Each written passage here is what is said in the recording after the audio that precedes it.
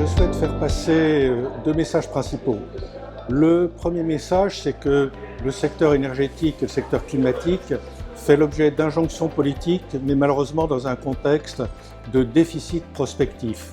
On se fixe des objectifs et puis après on se pose la question de savoir combien ça va coûter, qui va payer et comment on va réaliser ces objectifs.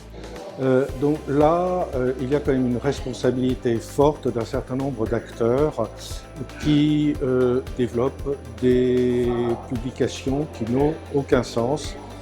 Donc il est absolument indispensable de renverser la vapeur, c'est-à-dire d'abord voir ce qu'on peut faire et après voir les objectifs qu'on pourra éventuellement atteindre en mobilisant les moyens qu'on aura déterminés. Ça, c'est le premier point. Le deuxième point est relatif à la sécurité d'approvisionnement électrique. En effet, il est de bon ton de dire que la consommation d'énergie et plus précisément la consommation d'électricité va baisser.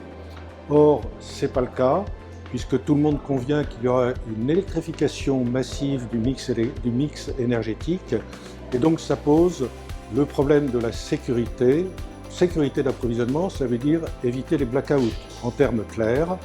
Or, on a une part de plus en plus importante d'électricité qui est intermittente, donc non programmable, et avec un arrêt d'un certain nombre d'installations, qu'elles soient nucléaires ou qu'elles soient charbon, au niveau européen.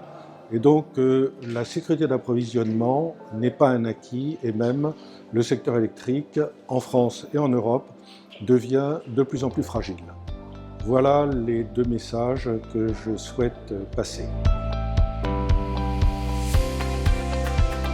Écoutez, la suite, c'est qu'une parole raisonnable, une parole sensée, une parole pragmatique puisse effectivement s'inviter dans les débats qui vont avoir lieu indéniablement dans le contexte de la campagne électorale, dans le contexte aussi de la présidence française de l'Union européenne.